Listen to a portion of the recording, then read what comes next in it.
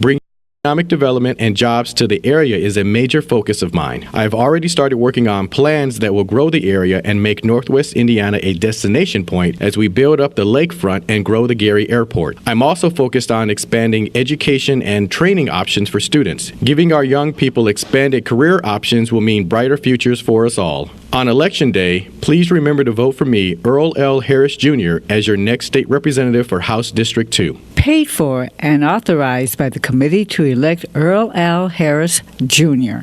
I got to tell you, we're blessed to have two independent pharmacies around here that you could choose from, and you really should only be using one of the two. One is Vito's Pharmacy here in Highland, Hammond, and then Quick Scripts is in Lansing and Griffith. We had VJ Damashis on yesterday from Vito's.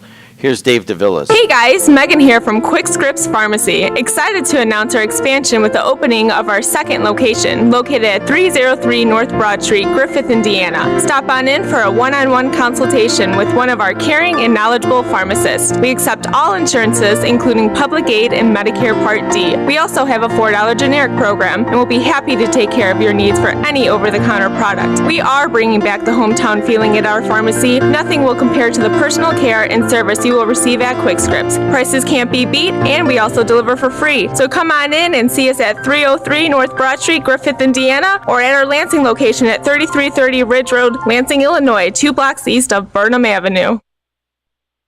How's it going, Region? It's Bill Baker, just the Region guy trying to make it a better place to live, and you're listening to Dieterlo's radio station, AM 1230 WJOB in Hammond.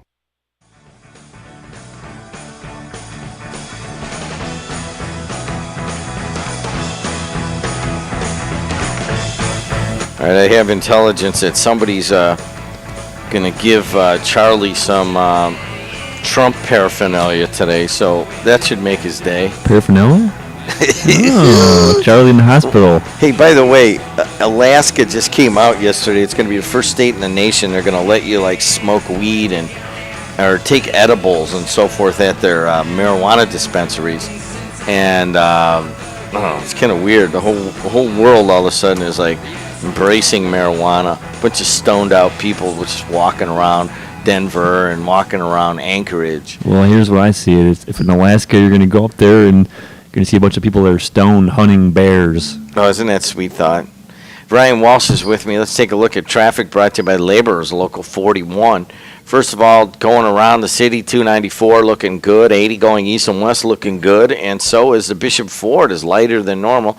You're going to get some heaviness, yeah. And 15th onto 103rd, and it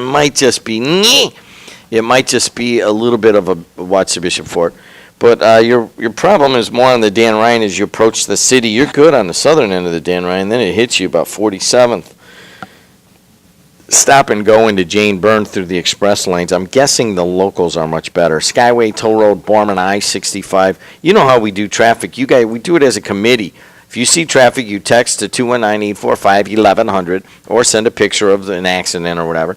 And then I describe it on the air. Or you call Ryan at 219-845-1100. Thanks to 41, of which I am a proud alum for sponsoring that traffic. Weather today is brought to you by Local 395. Local 395 was big yesterday at Hillary's speech. They have endorsed Hillary Clinton, the not 395 ironworkers, just them, the whole international union, and their international president presented Hillary yesterday at Munster Steel, where 45 or 48 ironworkers work.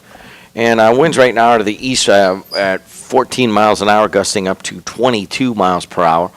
High of 58 today, 55 tomorrow, 55 on Friday, and 58 on Saturday.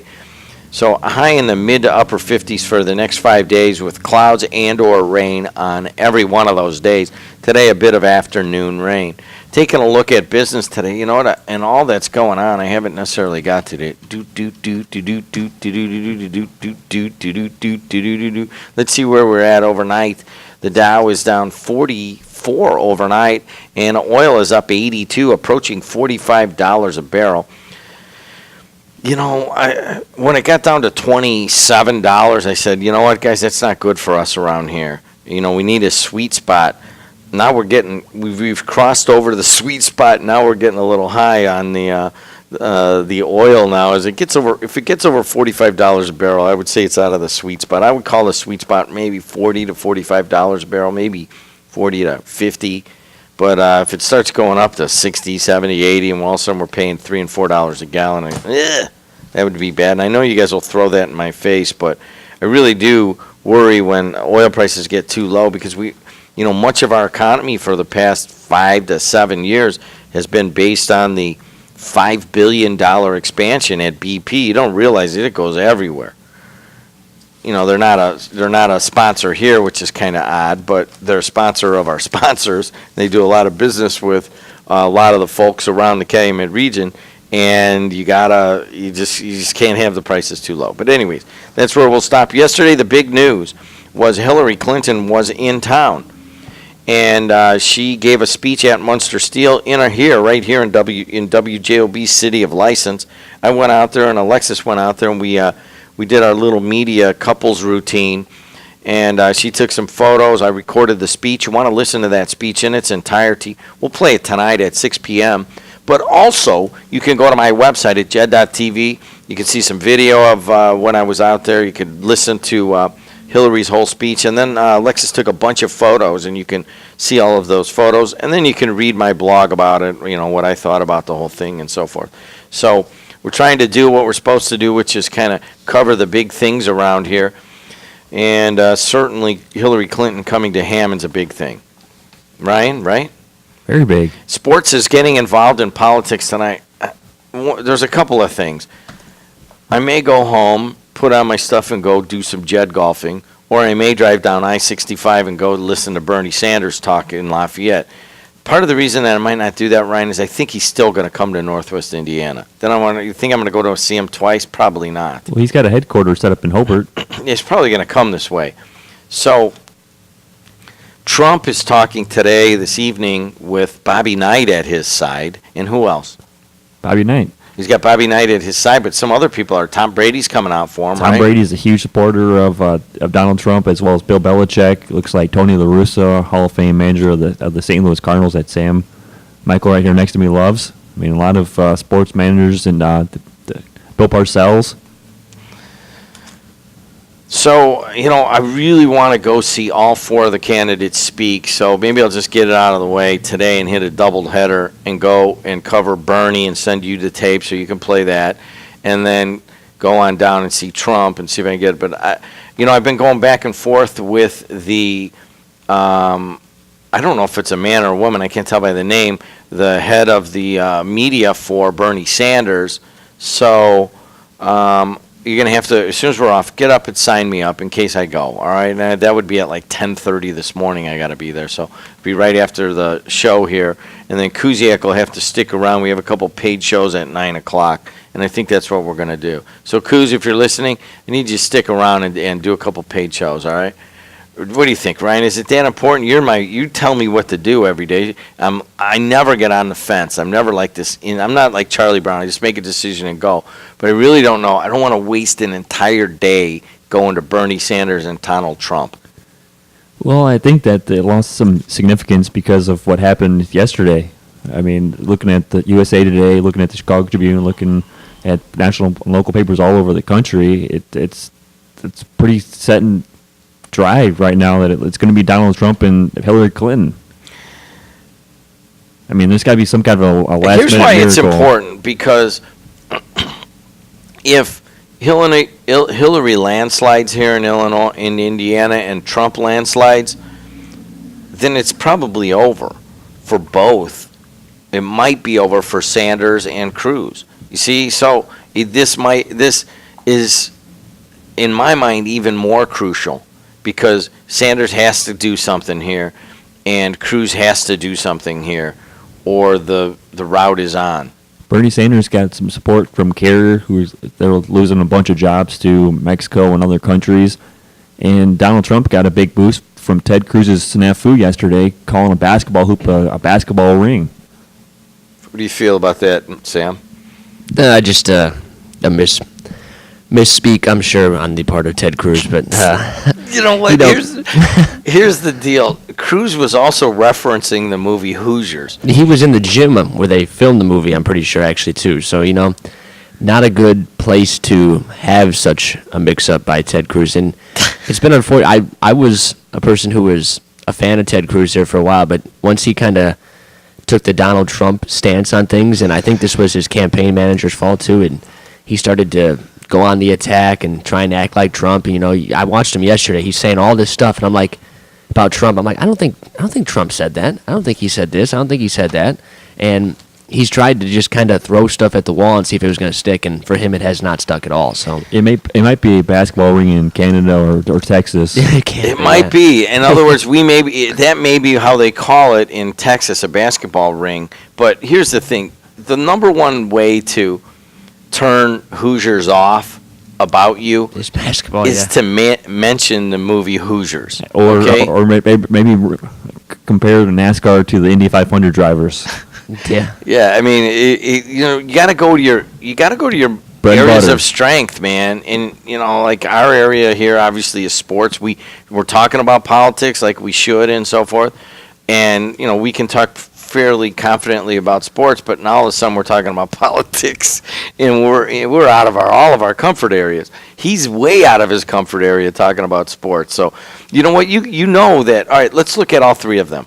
Could you sit down and have a conversation about sports with Donald Trump? Yes. Yeah, definitely. Okay, yes. So, yeah. Could you sit down and have a conversation about sports with Bernie Sanders? Probably not. No, definitely not. I don't think so. I think he's like a big Red Sox fan. I think he's a baseball fan. He doesn't seem. Yeah, he may not be he may not be like he might not be able to know wide receivers for the Oakland Raiders or anything like that. But you might be able to have a conversation with him about baseball. All right, Hillary Clinton, can you sit down and have a sports conversation with her? I've noticed she uses sports references in some of her speeches and wherever she goes, so might be able to. If I look at, what about you? No? No. Okay. If I look at that couple, and say, I'm thinking that I would be able to have a better sports conversation with Hillary than Bill. Maybe, yeah. Yes or no? Yeah, I don't know what Bill's doing sometimes. You never know. It's hard to say, yeah. You ever see him run? No, I haven't. Yeah. When he first became president, he went on a run around D.C. and he put on, all he had was like his college shorts that were really, really tight and high, and he had these like milky white legs, and he went for a run, and he runs kind of sissy, you know what I mean? And whatever. Ever since then, I'm like, he's not a huge sports fan. I can tell right now, but Barack Obama, could you have a good sports conversation with him? Absolutely. He knows his White Sox baseball and Bears football. All right, can I tell you guys a little secret? Nobody's listening, right? Right. All right, when I was at Occidental College and Barry Obama was there, and they'd have like these little scrimmages. I was on the baseball team, so once in a while I'd go over and scrimmage with the basketball guys. And Barry Obama is a very good basketball player, but he's got this left-handed shot that's just a little bit sissy at the end. Is that bad? I mean, he's the president. Soft serve. It's a little we bit won't call soft. him a sissy. We're not going to call him a sissy. It's here. a He's little president of our soft country. serve, and that's all I really remember about Barry Obama is that he called a lot of fouls. He called fouls. Don't like guys that call out fouls. I don't like guys that call it. But he wasn't a bad guy. From what I remember, it was not a bad guy to play basketball with and so forth. But I just remember the soft serve shot. And believe me, there's a lot of pros that have good soft serve shots. If you ask me, Reggie Miller had a little bit of a soft serve shot. And there's a lefty that's playing right now that has a little bit of a soft shot. You know what? Harden has a little bit of a soft serve shot. Definitely. You know what I mean? It's just at the one. end, it's just everything's all like a masculine athletic motion, and then they let go of the ball, and then it's just a little bit soft serve. Does that make sense to you guys? Yeah. Well, Barry Obama had that. All right, but no one's listening. So, anyways, let's get off of politics because none of us know what we're talking about, all right? Hey, let's talk about this. I'm going to throw some numbers out at you guys. Sam Michael, the recent Purdue Cal graduate, he's a video floor director here. Ryan Walsh is the producer of said show. 15-5 and 15-6. What does that mean to you guys? It means that baseball is off to a really good start in Chicago. I mean, both teams are playing very well, and people are criticizing them because they're playing teams that aren't that great right now. Well, it's the schedule they were given. You can't knock them for that. They're beating teams that they should beat. Sox are 15-6 last night. Was it 10-1? Chris Sale unhittable. Can you even hit that big lefty curveball that looks like a fastball, and then at the last minute just dives off the end of the table? Probably not. Addison Russell jacks one into a 35-mile-an-hour wind over the head of the outfielder. Cubs win 4-3. Beautiful night. Beautiful night. Looking at Sale at the first, that curveball, when it is on, he's going to get the Cy Young this year. I'm calling right now. Chris Sale is going to get the Cy Young in the AL this year. You sure it's not Jake Arrieta? Well, in each league, obviously there'd be different ones, but it could be, Arrieta the way he's pitching, obviously too. But for Sale, what comes down to him is that it's almost like he calls it a slider, but it's like a slurve type because it has the downward break to it too. But what's so key for him, and like Arrieta too, but not as pronounced, is he comes from the side like that and makes it so hard, especially against left-handed hitters. The ball's coming at you to start, and then he throws that slider, and it buckles your knees. But what can happen, too, is a guy like that with that skinny frame you have to worry about, and he's had some kind of flare-ups here in the past, is that he could have arm problems. So for the Sox, if they win the division, it's going to be with him staying healthy, and Ryan's going to be right. If they do win the division, he's going to be right there with the Cy Young candidates at the end of the season for sure. And what makes it so effective is his fastball's not an 86 to 88 miles per hour slower fastball like a wily veteran. Mark Burley. It's a 96 to 98 mile per hour fastball. So you're mixing that in with a 80 to 85 changeup and then a 70 to 73 curveball. I mean that's just ridiculous. That's unfair. And going on to Jake Arrieta in the National League all week long since that no hitter he threw. Well, he's on steroids. And it started with Ozzie Guillen Jr. Ozzie Guillen Jr. is throwing some flames at the Cubs. He posted on Facebook in a White Sox fans group of memes about, look at this guy on steroids. Hey, Ozzie, it's not the 1990s anymore.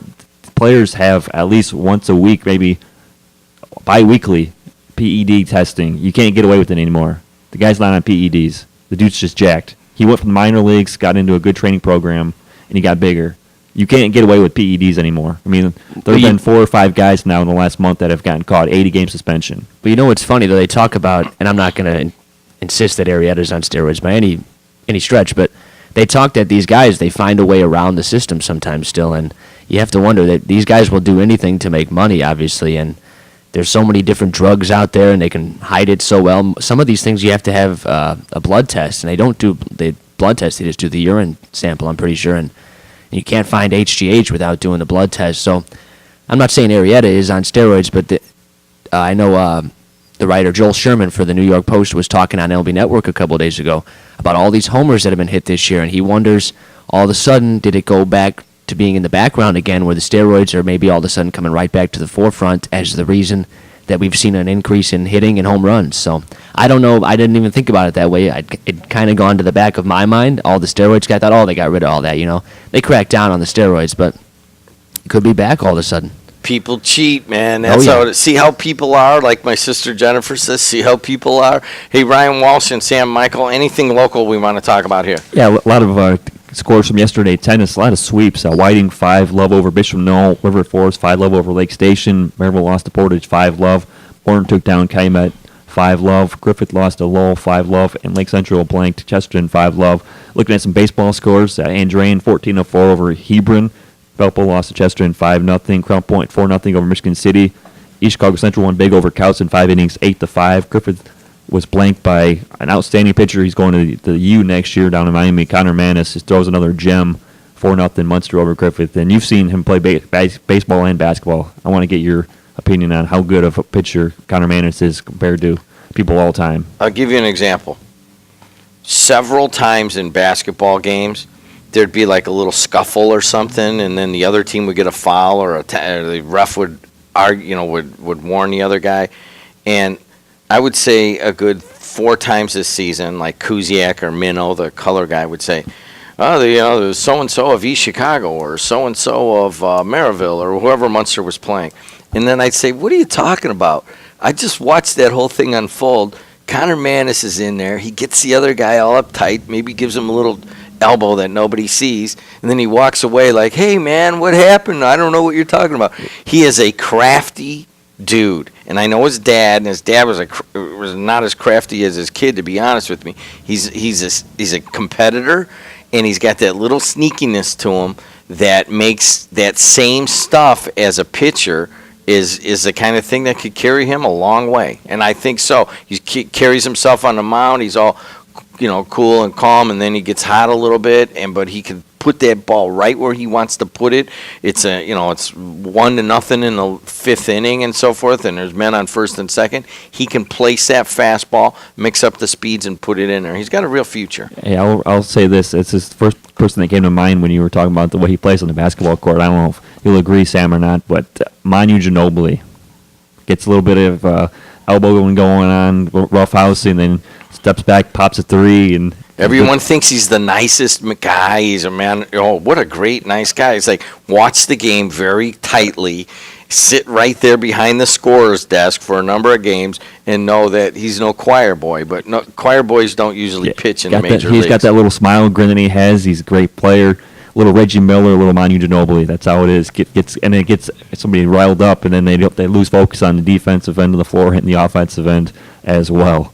Yeah, what's so surprising, too, is I've only seen him play basketball. I've never seen him pitch or anything. And he's not big. So, I mean, he's not a... You wouldn't look at him and say, oh, this guy's a D1 pitcher. So, obviously, he must have something besides the normal stature of a major league pitcher. He's not the 6'2" guy with the big build. So, he's more like 5'10". So he pitched a gem last night. Get a chance out. If you get a chance, I got to tell you guys, I was on my way to Victory Field yesterday when Hillary Clinton came to town to see Indiana and Notre Dame play.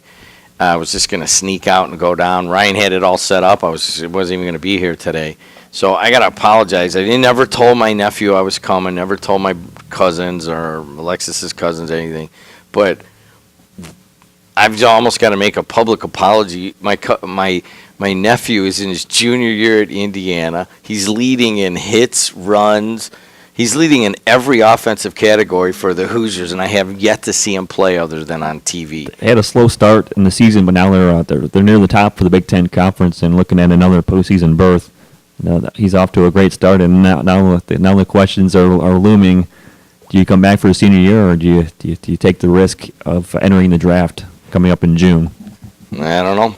That's a good question. All right, Sam Michael, Ryan Walsh. Anything else, Ryan? Just want to finish up with a couple of softball scores from last night. Chesterton took down Lake Central 5-3. Crown Point won big over Portage 7-1. Hanover Central 9-3 over Wheeler, and Griffith lost to New Prairie 10-8. Tomorrow morning, a living legend for baseball here in the area, Dave Pischker in studio, 6:45. All right, guys. And Grain baseball coach. What time is that? 6:45 Tomorrow.